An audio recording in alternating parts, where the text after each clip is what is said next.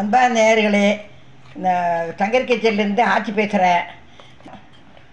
அதுக்கு இது கோதுமை மாவு எடுத்து ஒரு அரை கிலோ மாவு, இது அரை கிலோ பாக்கெட் உடச்சி போட்டிருக்கேன். அரை கிலோ மாவு, அதோட கொஞ்சம் ஒரு 2 கரண்டி இந்த மாவு சேர்த்துக்கோங்க.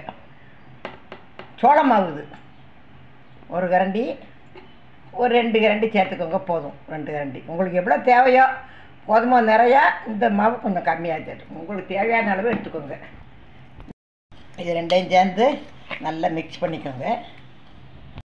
அரிசி மாவு இது கோதுமை மாவும் சோள மாவும் இது போட்டிருக்கேன். இதோட ஏலக்காய் பிடிச்சது, ஏலக்காய் போட்டிருக்கேன்.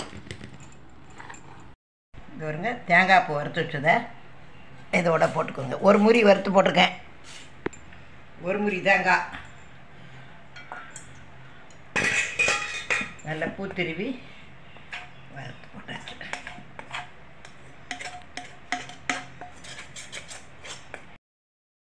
வெள்ளைப்பாவு நல்லா சுட வச்சு கரைய வச்சு வச்சுருக்கேன். ரொம்ப பாவுலாம் ஊற்ற வேண்டாம், பாவாக ஊற்ற வேண்டாம்.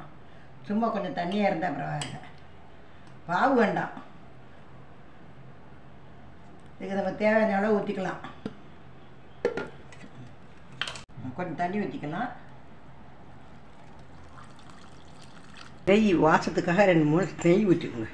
கூட கொஞ்சம் போத்தனாலும் ஊற்றிக்கலாம்.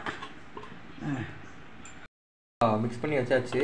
இதுமாதிரி ஒரு கரண்டி எடுத்துக்கோங்க. எடுத்துகிட்டு நல்லா மாவு நல்லா மிக்ஸ் பண்ணி ஒரு கரண்டி எடுத்து எண்ணெய் வந்து கரெக்டாக ஊற்றி வச்சுருக்கோம். அந்த எண்ணெயில் மட்டும் கரண்டி எடுத்து ஊற்றிக்கலாம். சலசலப்பு நின்னோடனே நம்ம திருப்பி போட்டு வெளியே எடுத்துடலாம்.